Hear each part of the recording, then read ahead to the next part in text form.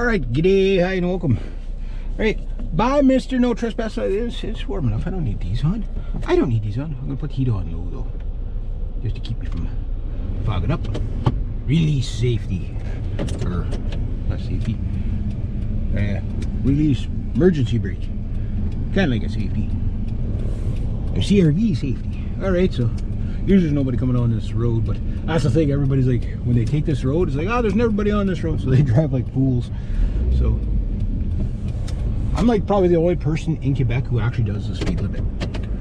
Like, I'm not kidding. I am not kidding about that.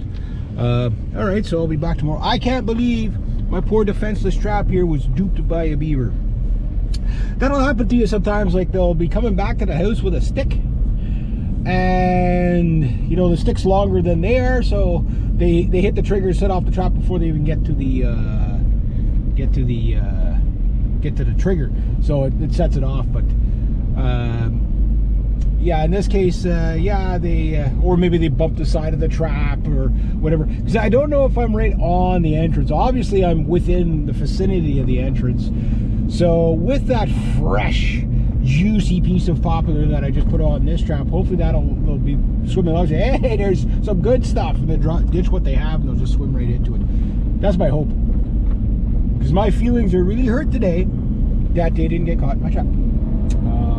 Yeah, but that's trapping, you know. The other one, there was a, you know, I like that one beaver I caught there at the other place with that giant piece of poplar there. I was like, how the hell is he even? But I think that beaver, because he was coming out, was a beaver stealing from the previous beavers that I trapped out.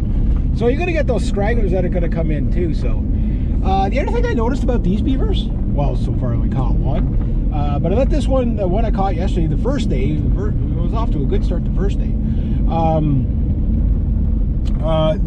That beaver was really dark, where the other ones had more of like a reddish tinge to them, like a dark brown reddish tinge. And yeah, these ones I think are going to be more dark. It's interesting. I wonder what makes the difference in the color of their pelts. If it's the you know, just a slightly different area of the tree. Is it the mud that gets into their system and darkens their pelt? I wonder, you know, like it's interesting anyway. But yeah, like all my pelts right now, like all the hair's like 4 inches like long and stuff like that. So these are going to be nice pelts, providing I can keep catching them. I did put in the second trap. I'm going to bring this back. I'm going to redo all my poles the way I just did this one, because it was a lot easier to set this one. It's really kind of nerving setting them on that damn beaver house there, because you're on uneven ground and all that. And you know, I got to get some more trigger safeties so I could preset them, and then all I got to do is just bring them in and, you know, release the spring safeties, and then, you know, just set the dog or whatever, release the spring safeties, and then release the jaw safety. But you got to buy those separate, and I don't have any of those. Those would be good because they can save you a lot of time. Plus, you don't need to be using, you know, trying to set these dangerous traps, you know, on uneven ground and slippy and stuff like that. Especially if we get a bit of ice on that. That thing's gonna be crazy slippy with a bit of ice on it. Very dangerous. Yeah, so I'm still trying to figure out. I know, like, you'd say just put in 4 or 5 traps there, but I don't know where the good ice begins and the bad ice, you know, begins, right? And I already found out the hard way that the ice isn't too good there, and it's going to be mild for the next couple of days. So I really want to keep my feet located on the beaver house or the dam. The thing is I don't think I'm really on the beaver house. I'm probably a little bit over the beaver house, the way the ice probably is.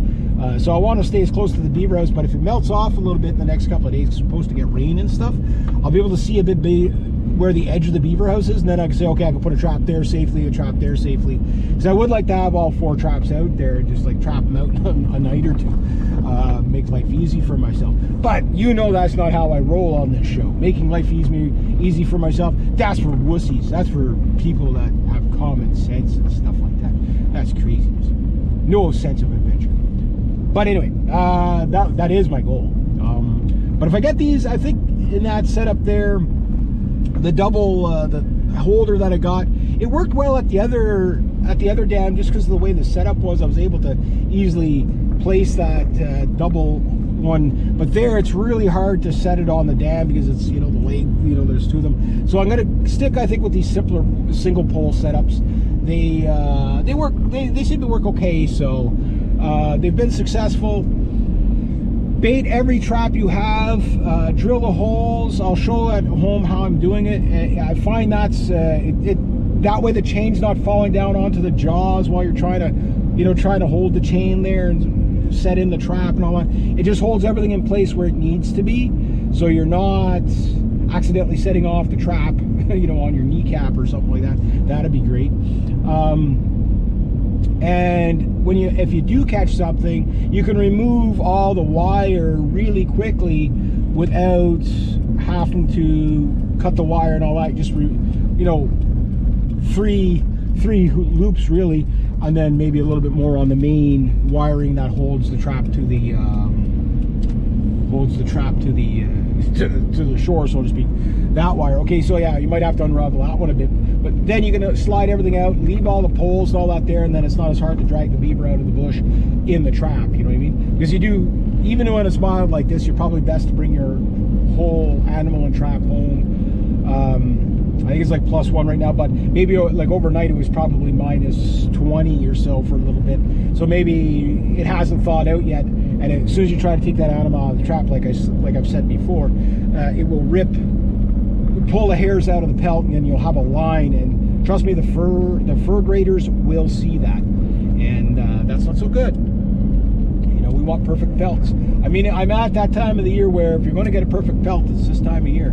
So what I'm really hoping for is, I don't think I'll do it with this batch, but to be like select. You got like grade 1, 2, and 3. Grade 1 being the best, and you have three or five variations. Like say grade 1, but there's like a hole in it, so it's like grade 1 slightly damaged.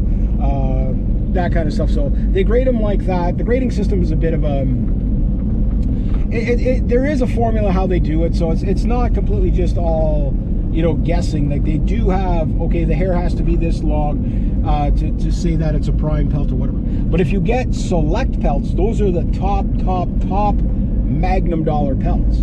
So this is why you want to take all these little extra cares and stuff like that. But again, these little extra efficiencies, I mean, to take that trap apart, if it takes me less than 5 minutes to do it over the season, that could take me, save me like 3 or 4 hours of work. 3 or 4 hours of work here, 3 or 4 hours of work there. That adds up, and the less work you do, the more dollars per hour you get, so to speak, for the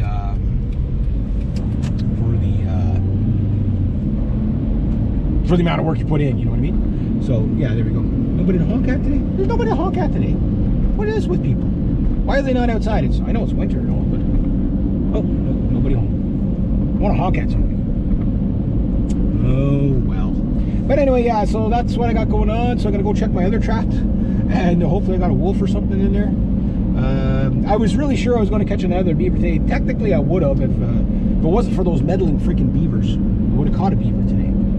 But yeah, so it was just luck of the draw. I caught the stick before the beaver, so. But it was like a good sign when you see the sticks, when you're breaking the ice and you see the sticks there. Something went by it anyway. So, but that's trapping. That's what happens. Anyway, there we go.